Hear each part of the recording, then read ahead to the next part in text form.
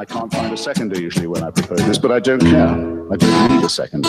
My own opinion is enough for me, and I claim the right to have it defended against any consensus, any majority, anywhere, any place, any time. And anyone who disagrees with this can pick a number, get online, and kiss my ass. No representation is made that the quality of legal services to be performed are greater than the legal services provided by other lawyers. I'm Harry Steele, Backwoods Southern lawyer. I have my partner in crime, Paul Ripp, here in studio today. We're at other ends of the table, and this is going to be a catastrophe because I'm going to have to switch between cameras the whole time. So this is how slow it takes for how quickly I can get this done. So, Paul, how you doing, man? You're on camera. Good. And you don't have to. You worry about using the camera if it makes it a little bit faster. That's up to you. But Rip Report Freaky Friday be coming out later today, and glad to be with you. This is our number 52, is it not, Harry? It is. Okay. So, Rains, you out there, buddy? Man, we holding it down out here in Houston. It's Beyonce's birthday. It's like a national holiday. Oh man! All right, so you got your eye on the tropics. You keeping your eye on all this stuff? Always. Yeah, that last one went through my last home country of Belize, straight through the eastern part of Belize, and they're already suffering from quite a bit of rain. So I hadn't heard from them down there how that affected them. But I've been down there during those rainstorms before in small hurricanes, and the amount of rain that can be dumped is unbelievable. Yeah, we're watching 3 new waves that have just come off the African coast. I don't know, it's too early to tell when they're right there off the Ivory Coast, if they're going to form or not. But there's 3 of them whipping around, and it's prime time, so we will see. But yes, absolutely, always keep an eye on the tropics this time of year. Well, people in this area know that we're way overdue, so be very cautious. Stay tuned to what's going on with the weather. Have a kit, have a plan, and be ready to do what you need to do when the time comes. Yeah, follow Alan Seal. There you go. So, coronavirus numbers. Global cases, 26,347,573. Confirmed cases worldwide with 869,600 deaths globally. The U.S. weighing in at 6,153,735 cases with 186,834 deaths. So, Rains, we heard this week that the CDC's gone back and changed the numbers, and only 6% of people died of coronavirus who didn't have some underlying health condition. Well, shit, I could say that about everybody that's been hit by lightning. Right? Well, you saw the anticipated figure by the end of the year. If it continues, we could see 3,000 a day in December, and we could hit 400,000 by January 1st, 2021. And then I believe Alabama jumped up 50 plus on the local map too, just recently with the 1,000 to 1,200 college kids in Tuscaloosa. Yeah, testing positive. Well, if my aunt had balls, she'd be my uncle. Yeah. But it's one of those where just looking at the trend, why would anybody think this is going anywhere but up? Now that schools are open, we're let's see. This week we had Baldwin County High School forfeited 2 games because of 20 members or so of their student athletes had COVID. So Gulf Shores and Orange Beach are both out also. So you have a quarter of the schools in our county that aren't participating in football. Right. They're the smart ones. Well, no, they have problems. Right. They're addressing it, though. I mean, we have other teams that are playing like, this is just it. I tell you what it reminds me of, when they tell you that if you're going to go fishing in the bay, that you can eat the fish on one side, but don't fish on the other side. Yeah. That's what this reminds me of, you know? Right. Well, this is maddening. I'm going to put you on camera, Paul, All right. and I'm going to flip over, and you're just going to have to trust me on this. We're looking at an article from Forbes, and the report is that Trump called U.S. World War I vets suckers and losers.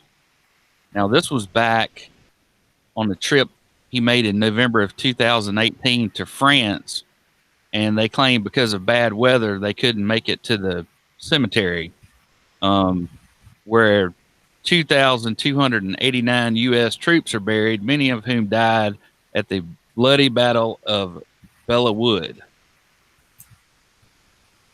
Belleau Woods was the 4th Marine Brigade. It was a complement of 9,500 men in the brigade, and 1,000 were killed in action, 4,000 wounded, gassed, or missing, which was the equivalent to a 55% casualty rate. When I went through basic training in the Marine Corps, a lot of people think all you do is study weapons and stuff like that, but that's not true. We had history lessons on famous Marine Corps battles and stuff like that. And Belleau Woods was one of the ones that we heard about. And the famous Captain Lloyd Williams is the one that said, "Retreat hell, we just got here." And then they said, "Come on, you sons of bitches. Do you want to live forever?" You want to live forever. That was Gunny Sergeant Dan Daly. I don't think anybody can appreciate the way that the Marines in the field feel when they are put under pressure like that. From the day one of boot camp to the day that you leave, you're taught to attack, not to back up.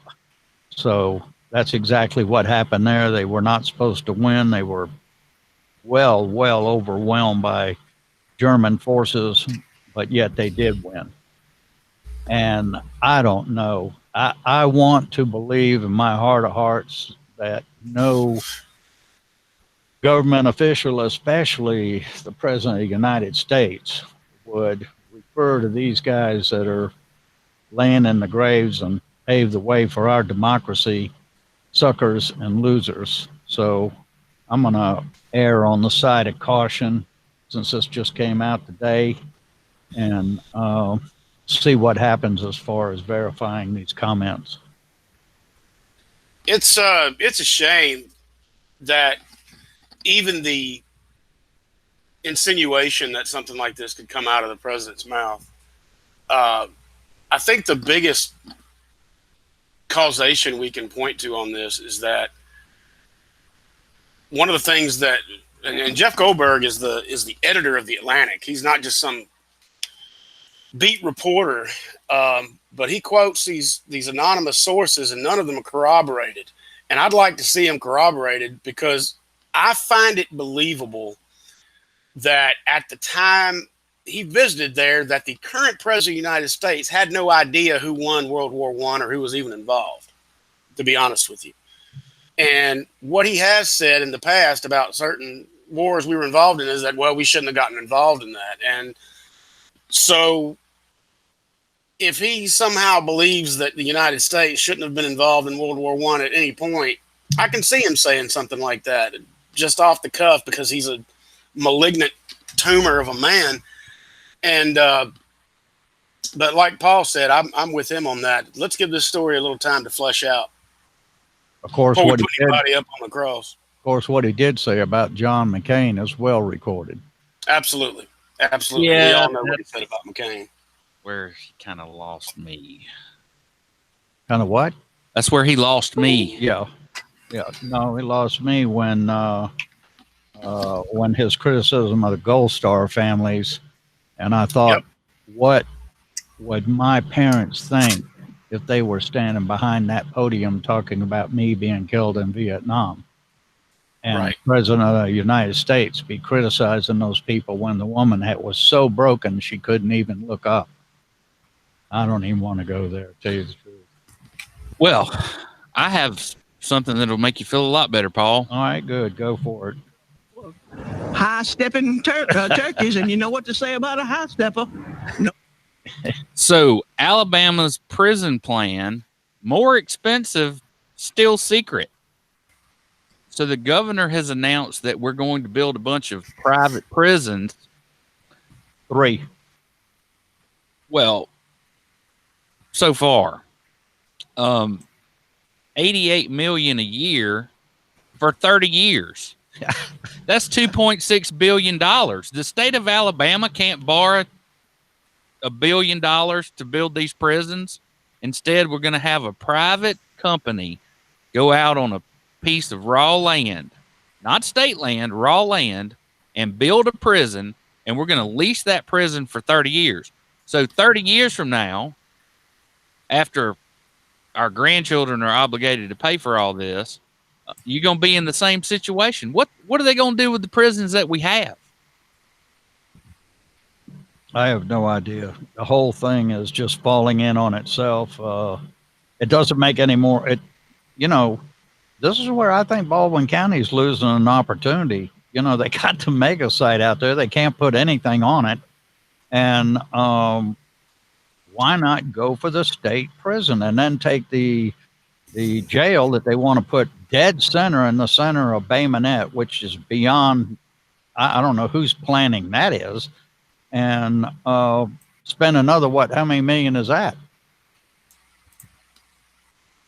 What was 35? And how much for the other police station that they're going to have to move?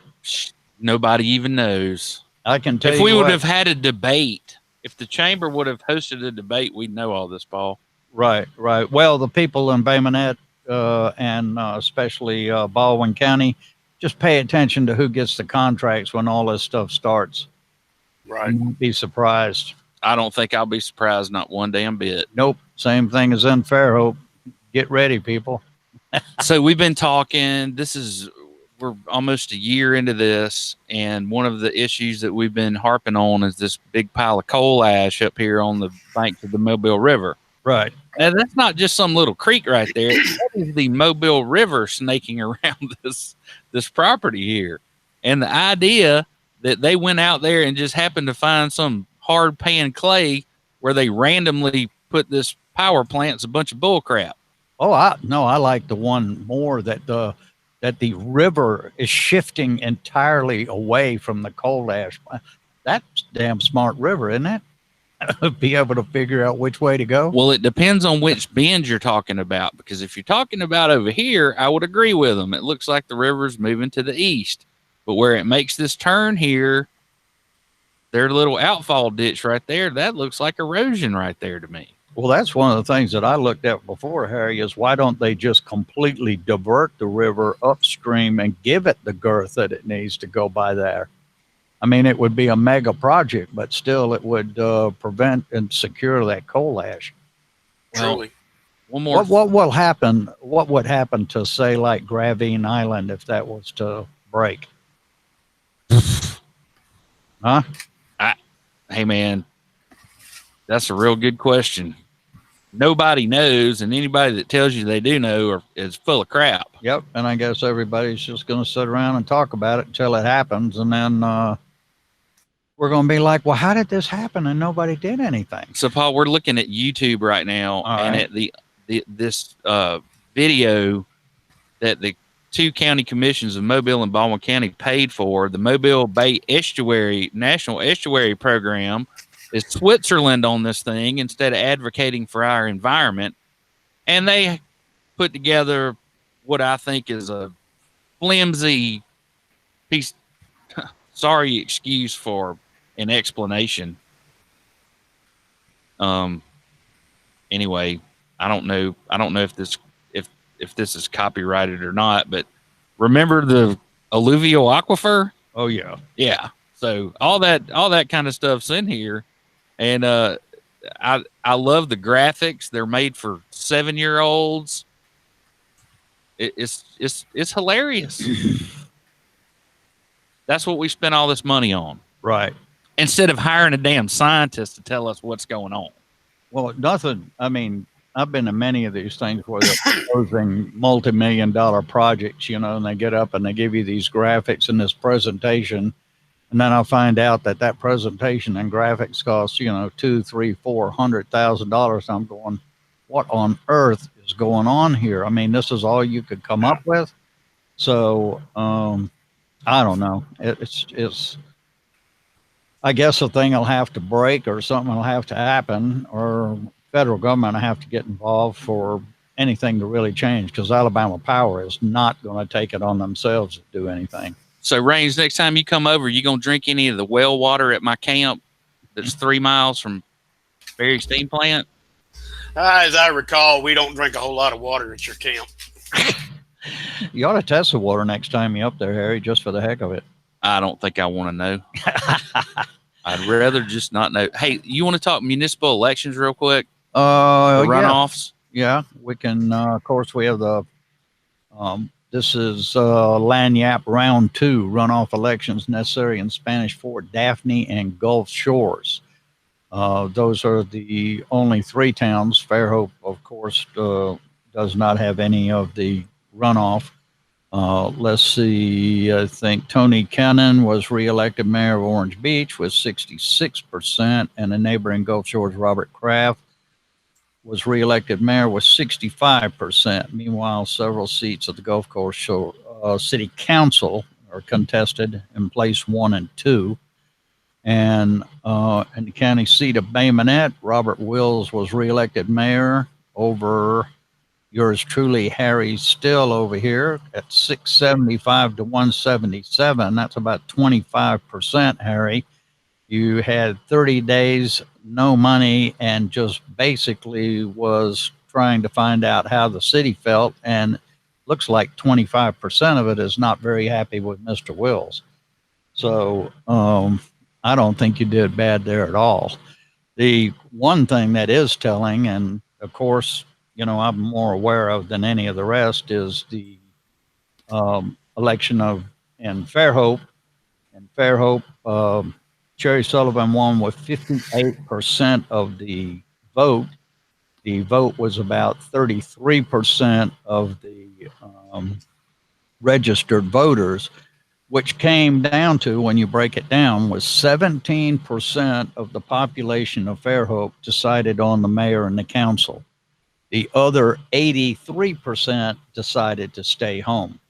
But in round 2 by Gabe Times, I think one of the things that's very, very telling, and I hope people are listening and read Lagniappe, and in addition to campaigning against Wilson's leadership style, Sullivan suggested that she would, and here's the key word, people, embrace the city's rapid growth rather than seek any stringent attempts to regulate it, while she is also interested in introducing adequate staffing to the utilities and planning departments. Well, adequate staffing to the utilities and planning department has been a problem with the city council, not the former mayor.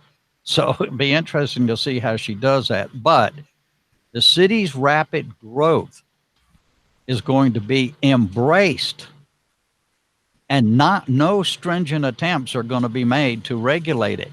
This is exactly what we were scared was going to happen, and it's not going to happen. Further, she goes on, it's not only the wastewater that we're having issues with. There are issues with gas, water, and wastewater. You got to make sure that we have the right personnel in place and the right management in place to hold those employees accountable. No one in Fairhope has ever been held accountable. If she wants to hold somebody accountable, that's the 3 Bs on the council. Let's see how accountable she holds those people. I think Ms. Sullivan is in for a rougher ride than she thinks. But, I hope people get involved, because my forecast is that the lack of public participation and community engagement is going to cost Fairhope dearly. All right. So we'll just see what happens. I want to move on to another Lagniappe article, Better Than Expected. Oh, yeah. So the Baldwin County Commission proposed a 2021 budget $40 million lighter than last year's. Whoa! What? Wow! What came off the table for that? Well, I think it's the debt service that they're going to pay on the bond issue for the jail. So we're talking $185 million in revenues from all departments. The Road and Bridge Fund is budgeted for $13.4 million in revenues, while the 7-cent gas tax fund, that's your primary fund for road and bridges, is $52.8 million. The general fund, primarily comprised of sales tax revenue, has a balance of $133.5 million as of right now. So tell us about the other interesting news in there, Mr. Rip. It is interesting too. This is again a Lagniappe article, same one Harry's talking about. Better than expected. Budget virtually unaffected. $662,000 for body cam expenses. Now, if you'll bear with me, I want to read you the in other business. Separately, the commission also approved $662,597 for expenditures for 129 body cameras and related technology for the Baldwin County Sheriff's Office, BCSO. The agenda noted since 2013, Georgia-based Utility Associates, Inc. has been BCSO's sole provider for the in-car audio and video capabilities. The in-car recording system provided by Utility Associates is promoted as capable of powering up to 4-foot wide angle shots to capture the most critical moments, while its body-worn line of body cameras can make intelligent configuration decisions on when to start and stop recording, such as when the light bar is on or when the vehicle door is open. Additional options prompt the camera to record when it detects a foot pursuit, when an officer's weapon is unholstered, or if a deputy has fallen from an upright position. It can also be turned on remotely. So you can see these cameras are extremely sophisticated. However, here's the kicker. Sheriff Hoss Mack told the commission Monday cloud-based computing related to the retention of camera footage and other records of the BCSO's largest expenses and videos are often stored for several years in criminal cases. Notably, Mack and BCSO have rarely released any body cam footage to the public. And in July, attorneys for the newspaper Lagniappe and BCSO met at the Alabama Supreme Court to argue whether body cam footage, now this is footage that taxpayers have paid for, that he's getting another $662,000 for, that body cam footage from the officer-involved shooting death of Jonathan Victor in the 2017 is considered public records. Now, that's in the Supreme Court, and we're waiting that. In that case, BCSO was called to the scene of a single vehicle accident on I-10 after they were told the victim was acting combatively toward first responders. After ordering Victor to drop an item in his hand and comply, BCSO Sergeant Matt Hunaday shot Victor with a service rifle, killing him. The item was later determined to be a fanny pack, and no weapon at all was ever found. Hunaday was subsequently cleared of any wrongdoing by the Baldwin County grand jury, and Mack held a press conference where he screened select footage of the incident. Lagniappe later sought for full disclosure of the camera footage and additional information, but BCSO cited Alabama Code 1221 3.1 to argue law enforcement investigative materials aren't public records. Well, the Supreme Court has yet to issue a ruling on this matter. However, law enforcement investigative materials are not public record. Then what are we talking about here, spending $662,000 for what should be transparent? There's no transparency at all. We're paying for this, and then the sheriff is selectively going through and giving what he wants you to see. This also is the same thing that happened in the Yates case. Those of you that are familiar with it, which was an eviction in Baldwin County, where the gentleman was killed, shot over 114 rounds through a trailer, and he ended up deceased. And yet, selective video has come out about that. And of course, the sheriff's department is responsible itself for reporting on the sheriff's department. So I don't know, folks. I don't think you're going to get the transparency with the cameras or any internal investigations by the Baldwin County Sheriff's Department and investigating the Baldwin County Sheriff's Department. That ain't going to happen. So Raines, Yes, sir. he's called the sheriff has called body cameras the pen and paper of the 21st century.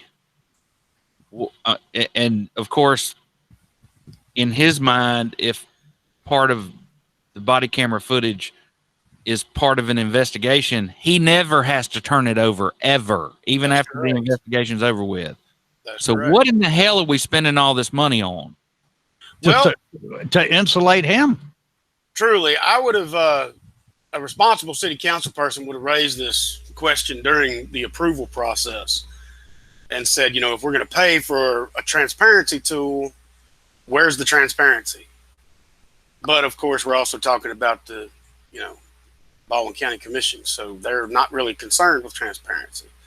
I still think they got a better deal on it than the school did with their cameras. So hats off to them for that. Yeah. I think you got that right. All right.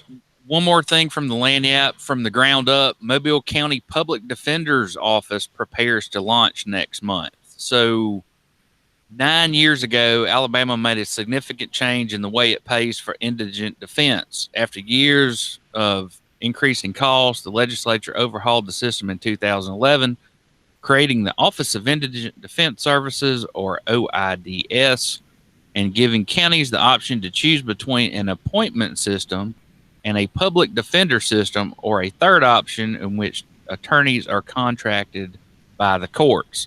So, Paul, we know an attorney who is working under a contract right now for a particular judge, don't we? Yep. And so in Mobile County, they've decided to create a public defender's office, and the nice people are all here. It looks like staff of 7 or 8. Yep. So good luck to them. They have their work cut out for them. Of course, there's, 40 people playing on the team on the other side.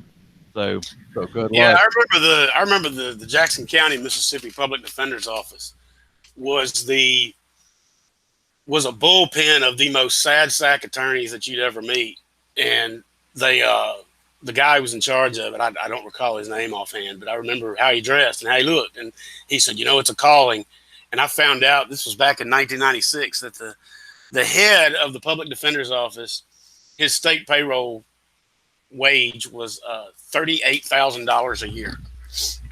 And he was in court 20 times a day, every day. And he was a good public defender. The people on his staff,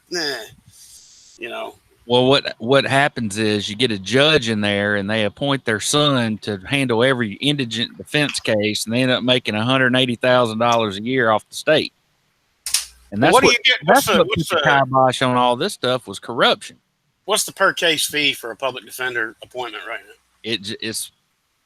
It's all over the place. I Is it? really couldn't tell you. It's been so long here in Baldwin County. We're operating under the contract system. And so those guys get a quarterly contract to work for a particular judge, and there's usually 3 per circuit judge. Here in Texas, they've got I think it's $250 if you pick up a court.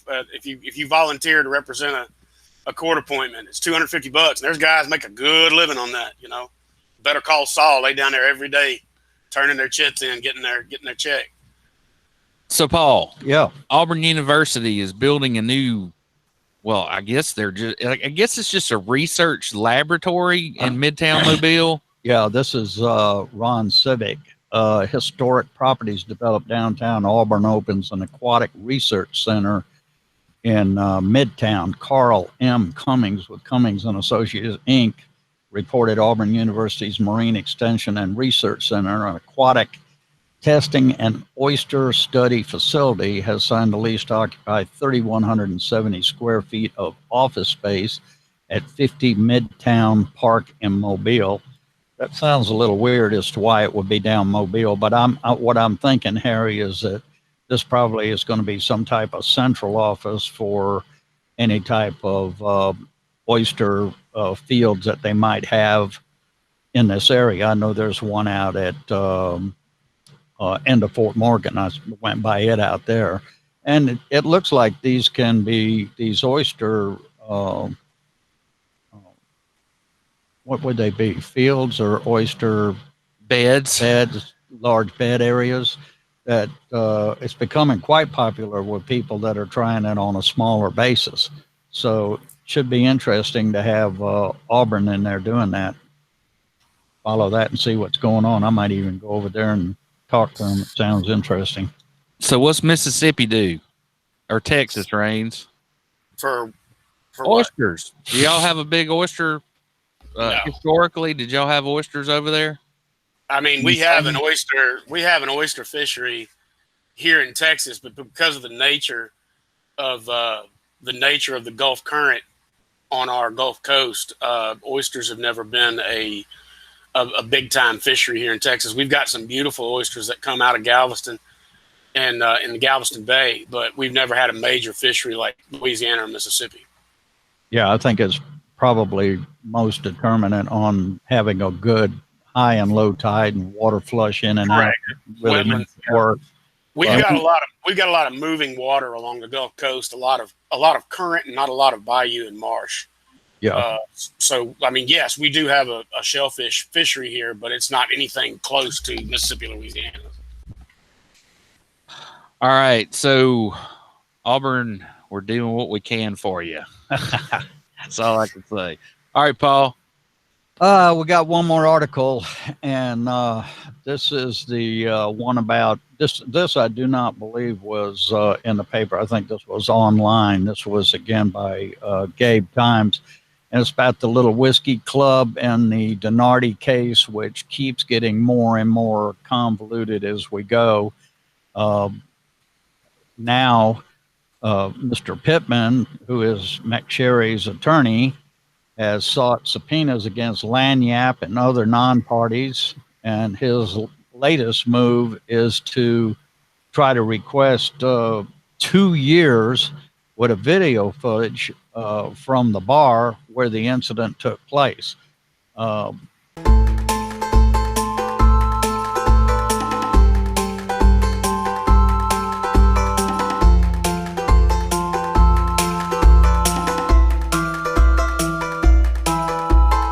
This is nothing but legal intimidation.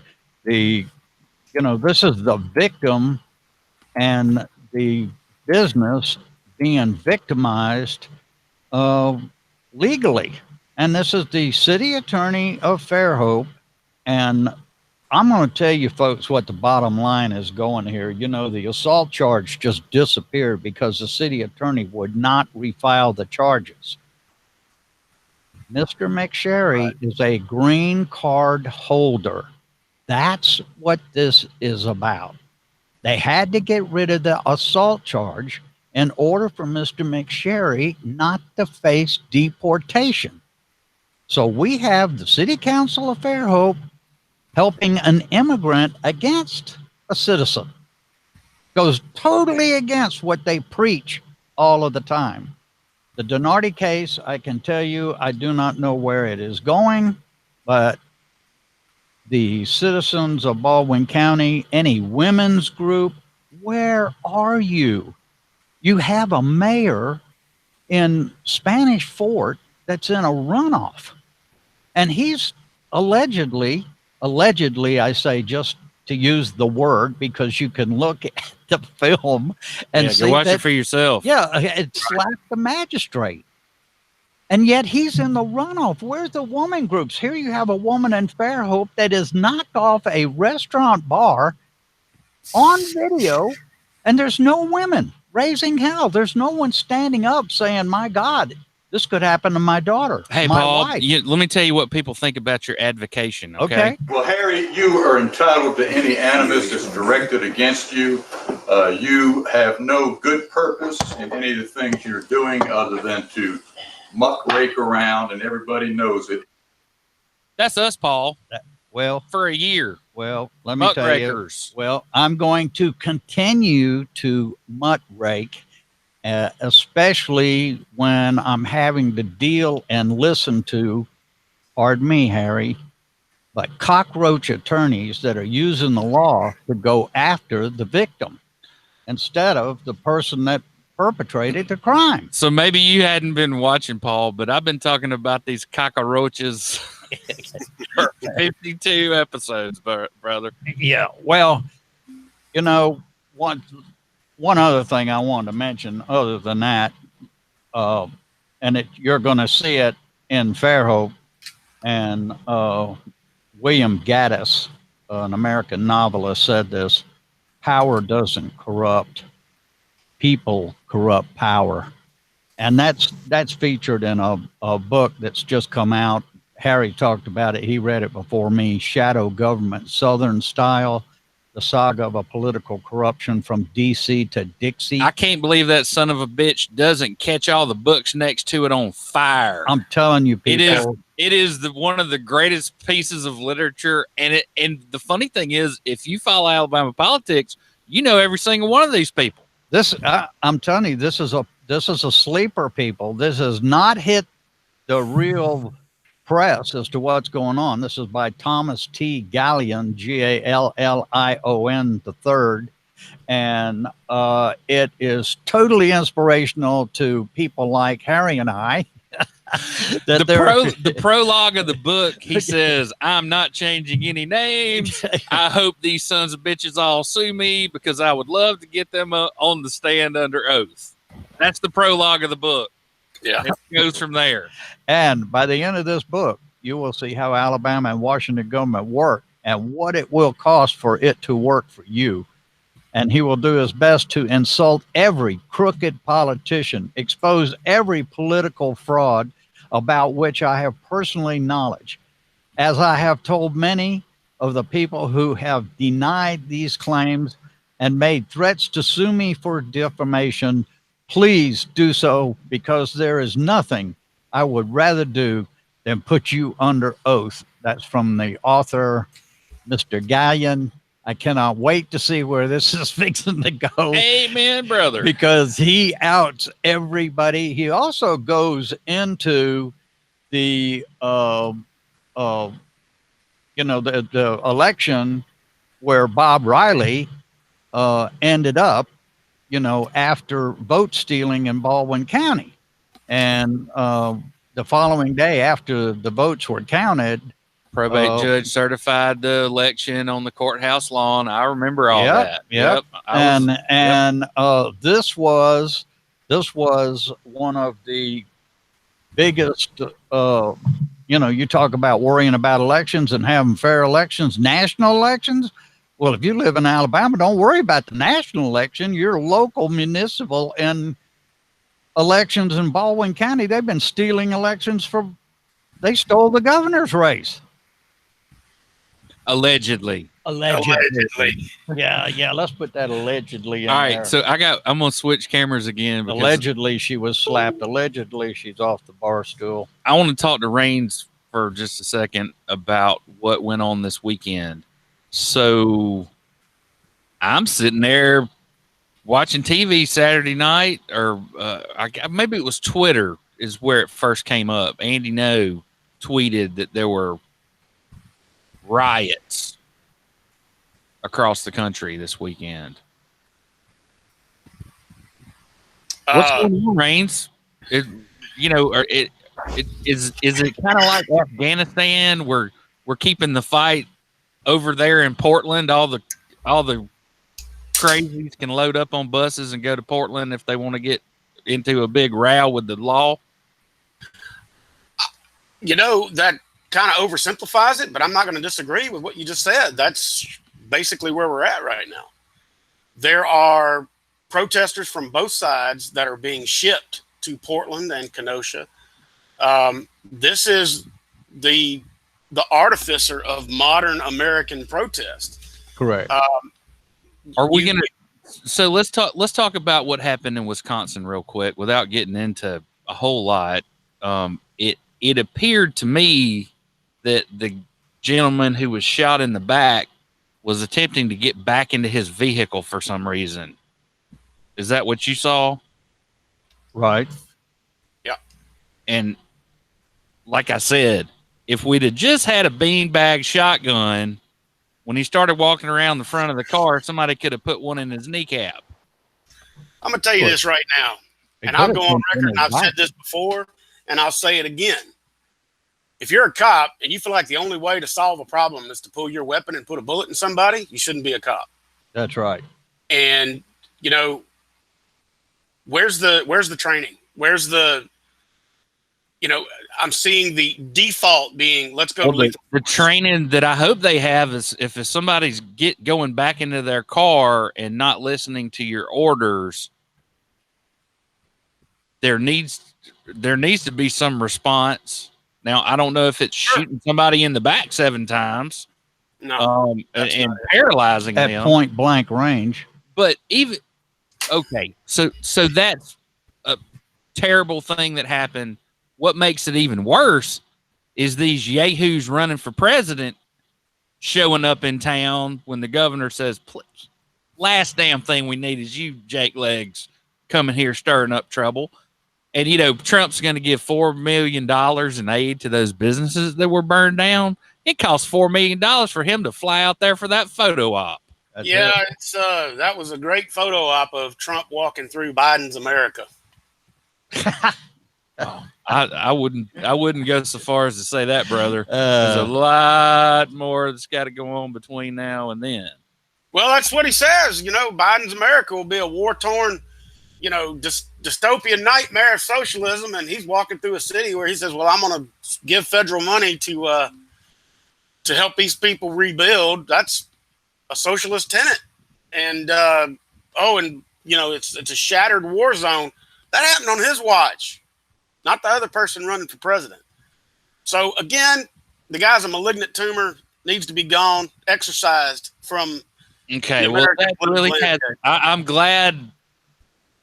It's almost like talking to my preacher. You always come back to the same thing, Rains.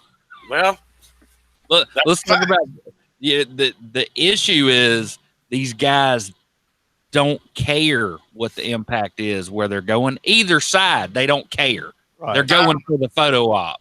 I don't know about that. I believe the, you know, when you have a president show up take photos in front of burned out businesses is one thing. When you have a presidential candidate show up to meet with the shooting victim's family to talk about how to fix things like this, that speaks to 2 incredibly different agendas. Absolutely incredible. One that is there for the photo op to rail their base, and the other is there to do something proactive and say, well, how do we fix this? And I think it speaks volumes. Until we address how to fix it, it's going to keep happening. It's kind of, you know, you look at the same thing with the COVID deal. We are not compliant in this area with the COVID thing because we don't believe in it. So we see these demonstrations in other places and we don't understand what the demonstration is about. Well, I can Because tell you, here, I've we don't got do two- anything. I've got 2 family members with it right now. And one of them got it from guess where? Where, The school. yeah, Right. yeah. Well, we're still waiting on the Fairhope game that was what was that, about a week or so ago? It was last Friday. 3,000 people showed up. Oh my God. Let's see what, I pray to God nothing happens there, but it isn't going to surprise me. And the state keeps jumping up and down radically. You know, we'll be down and then all of a sudden we'll be 50 points up and then we go back down again. And it's the lack of compliance. But I mean, when you look at I remember, Harry, when we started talking, it was at 60,000. I thought that was incredible. We're at 187 now, and we're talking about the end of the year, 400,000. How long are people just going to say, oh, it's just like the flu? It's not like the flu. This is very preventable. It's exactly like the flu, Paul. You don't understand what's going on. You haven't Don't need a seen mask. what Dr. Squiggly had to say when she showed up she flew over here on her own dime to tell us there's no reason to be afraid of this virus. Vietnam handled the virus better than the United States. Think about that, folks. They only got 3 airports. Think about that. All right, Rain. So what's up with you this weekend? What you doing? You headed to Lake Charles? Have you been there? What's going on? No, I wasn't able to deploy for logistics reasons. There is still a great need in the Lake Charles area. Please, if you have the time, sign up with Operation Barbecue Relief and get down there and do some good. If you don't have the time, consider a donation. OBR.org or OperationBarbecueRelief.org is a fantastic way to spend some of your hard-earned dollars to help people in need. I wish I could be there, but I can't. I've got a son that I'm homeschooling right now with the aid of the Humble ISD virtual learning, and I just can't afford to step away right this minute. But if you can, please, by all means, get down there, help do some good. All right, boys and girls. Well, that's going to do it for this week. Yep. Got anything else, Paul? Well, the last thing I kind of want to say was what Everybody's Raines- looking at me, by the way. What Raines just said, and that's these people go through this hurricane. I've followed a lot of them in a previous business, and you just don't realize what happens the first, second, third, and fourth week after that hurricane. I do. No water. When there's no water, it's 100 degrees. Right, There's no no electric. ice, no electricity. You get to where you really value turning on that switch and that AC. So keep those Right. people in mind. If there's anything you can do about, sending food or your services or your help, I know it'll be greatly appreciated. Absolutely. Thank you for that. Everybody, please use the mask and use your head. And one last thing, we didn't get to commemorate the Fort Mims massacre this year. August 30th, 1813, about 2/3 of my family members got whacked by Indians. Of course, half the Indians were their family members. So that's why I say it's complicated. That's called a feud. And that's why I say we've had 2 civil wars in Baldwin County. I can say that very humbly. So We might be facing the third. I hope not.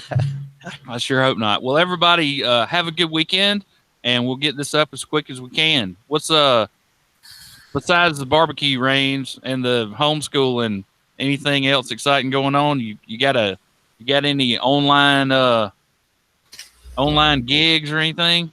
No, not much happening this weekend. I'm taking it easy. I'm still working on a book project for a guy I know, and writing on that a little bit, and just supporting local artists and creators how best I can, and looking forward to more business for Russian Interference LLC in the coming weeks.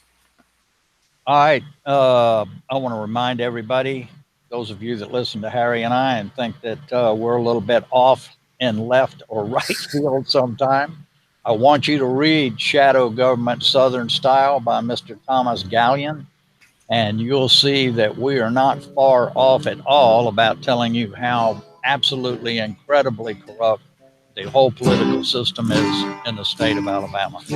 Amen, brother. Have a good one, Raines. Y'all have a good weekend. All right. Take care.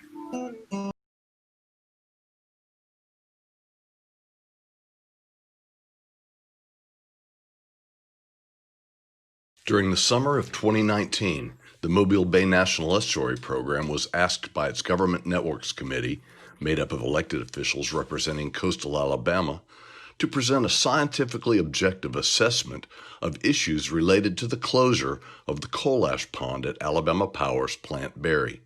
The purpose? To ensure the public has a well-rounded understanding of the trade-offs between capping the pond in place and transporting the ash to a lined facility. This film presents our findings.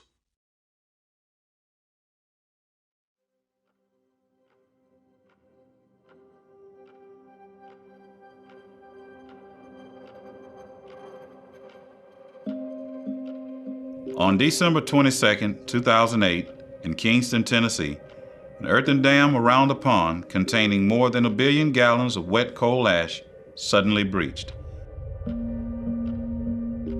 A slow-moving tsunami of coal ash slurry flooded 300 acres and 26 homes before sliding into the Emery River and Watts Bar Lake.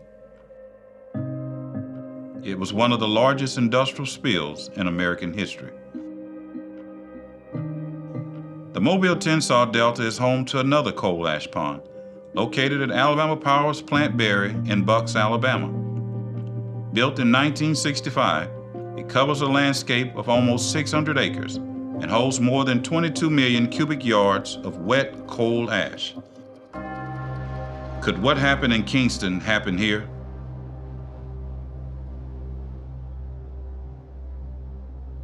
The story of coal ash is a story of the times. It's a story about the protection of our outdoor way of life, our families, and our food. It's a story about economic development. At the turn of the 20th century, the infrastructure throughout the South lagged behind other areas of the country, and its people and economies suffered for it. Poverty was endemic. During the height of the Great Depression, massive investment in public works led to the creation of federal programs to electrify the South. By the 1950s, with ready access to the coal mines in Appalachia, coal-fired steam plants were built next to rivers, so the coal could easily and cheaply arrive by barge. Plants were built, coal was burned, and the waste remaining was coal ash. Back then, we didn't know much about coal ash, but we did know breathing the dust wasn't good. So, to keep the ash from blowing around, it was mixed with water into a slurry and poured in nearby impoundments called ponds. For the next several decades, these coal-fired steam plants were built, generating electricity for millions of people and creating billions of tons of coal ash deposited in ponds and landfills. For a while, coal ash was a case of out of sight, out of mind. Then came Kingston. Almost immediately after the spill, money began pouring into academic research, investigating the harmful impacts of coal ash to groundwater. As it turns out, coal ash contains naturally occurring heavy metals, which, in high concentrations, can make people very sick. These metals are freed when mixed with water. The process is simple. Just like a tea bag, as ash steeps, the heavy metals dissolve. If enough of this toxic tea seeps into the surrounding groundwater, it can harm humans, fish, and wildlife.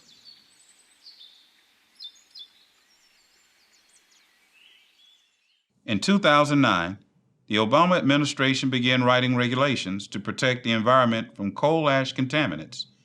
After 6 long years, the Coal Combustion Residuals, or CCR rule, was enacted. Under this new rule, if a pond is located in wetlands, near a fault line, or within 5 feet of groundwater, or the groundwater monitoring data around the pond reveals exceedances of the CCR limits, it would have to close. The law requires utilities to conduct this regular monitoring and to make this data public. The Environmental Integrity Project, a citizens group, reviewed this publicly available data from 273 ponds and found 92% of them were in violation of the CCR rule.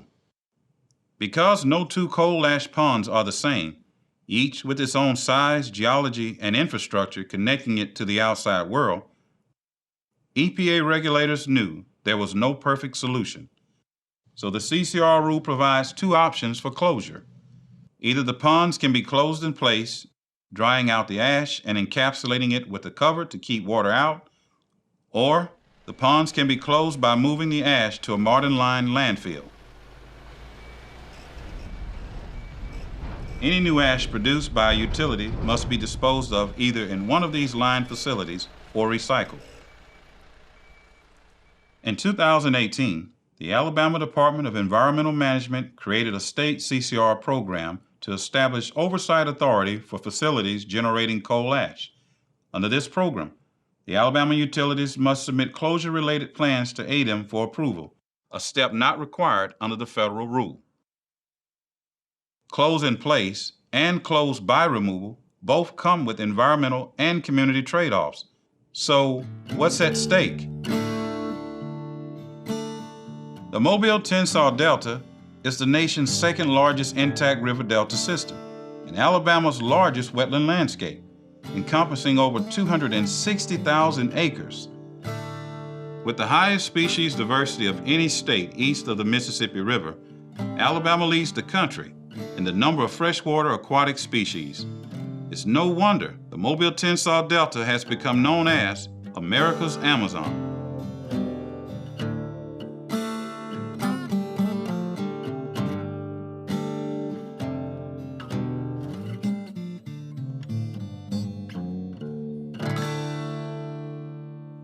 The Plant Berry Coal Ash Pond, built by Alabama Power in 1965, sits adjacent to the Mobile River within its habitat-rich delta. It is one of the largest in the country. At 597 acres, you could fit downtown Mobile within it. The river system surrounding Plant Berry is fed by water, stored and conveyed underground, in porous and permeable geologic formations called aquifers.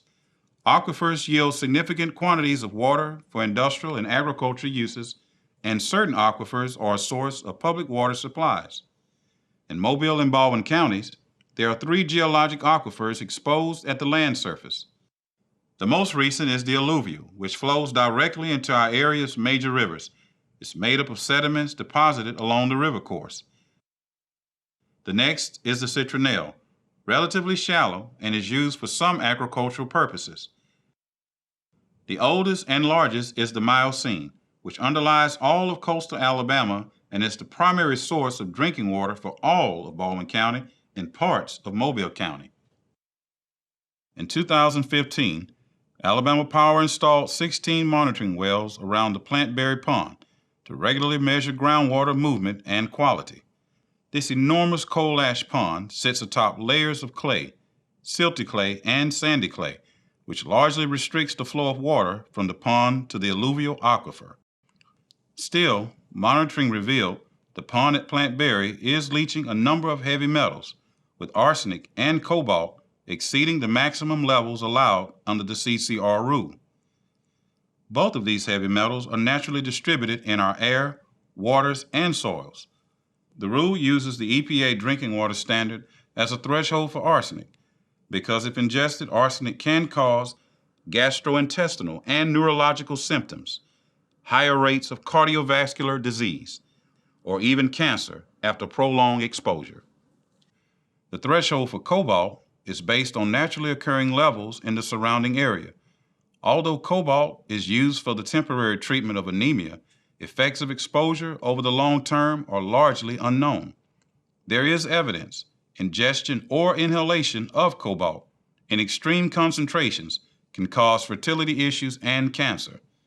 It is important to note the monitored exceedances for arsenic and cobalt at Plant Berry occurred within the alluvial aquifer, which carries the contaminants to the river and not into any drinking water sources, and resulting riverine concentrations are low enough to present little, if any, threat to human health by any established pathway.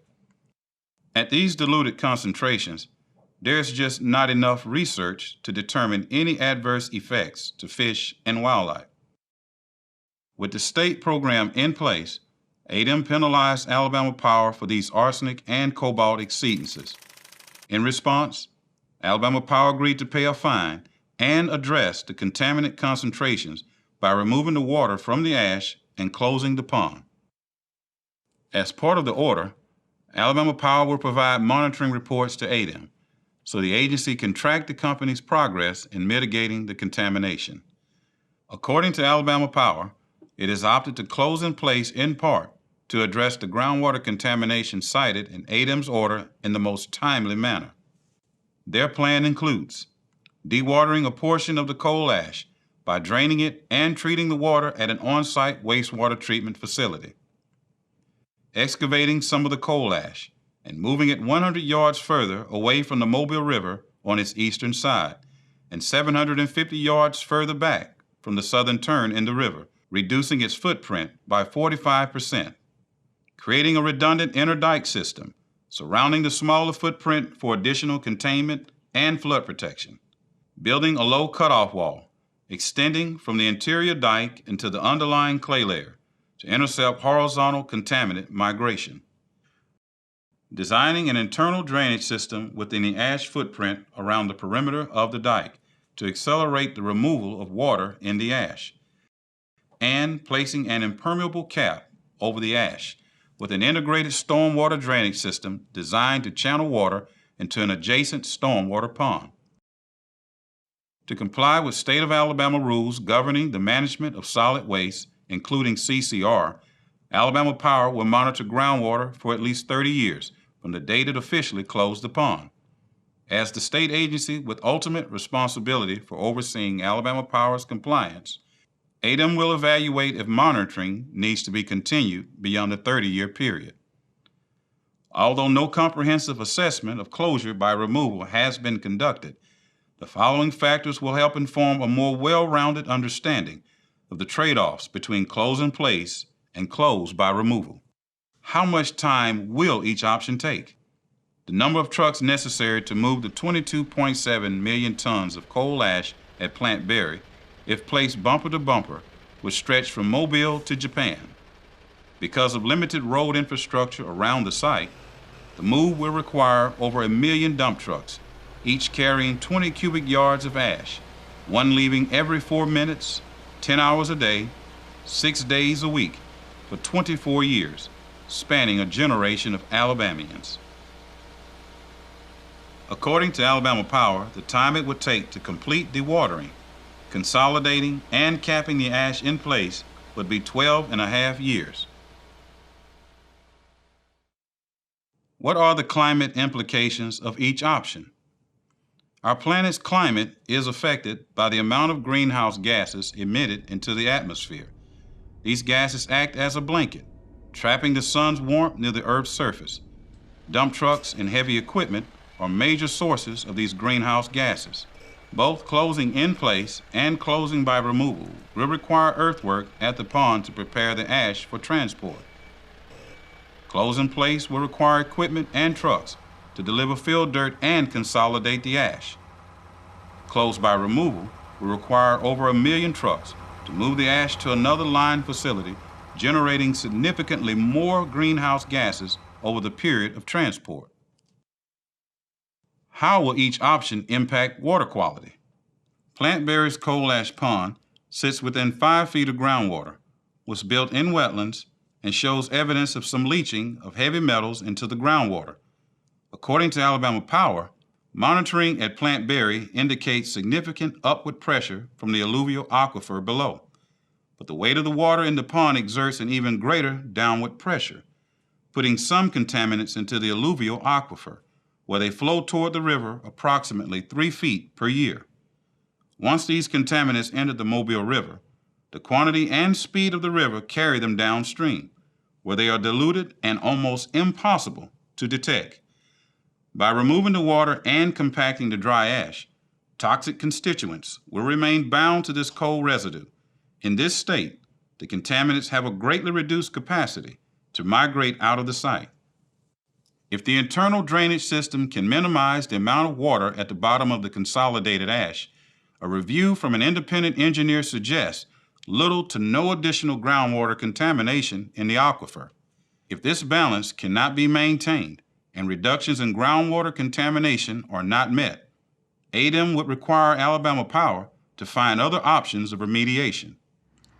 If the ash were removed, the heavy metals in the ash would largely be removed with it. However, any existing contamination in the underlying clays and aquifer would continue to move over time to the river. During relocation, over 1 million additional dump trucks on the roads would cause a different type of water pollution, including oil, grease, dirt, fuel, rubber, and fugitive ash being deposited on roadways and carried by stormwater runoff to local waters. Any ash transferred to lined landfills can still potentially impact groundwater over time. According to the Conservation Law Foundation, no lined landfills are 100% effective, and leachate from landfills moving into underlying aquifers has been documented.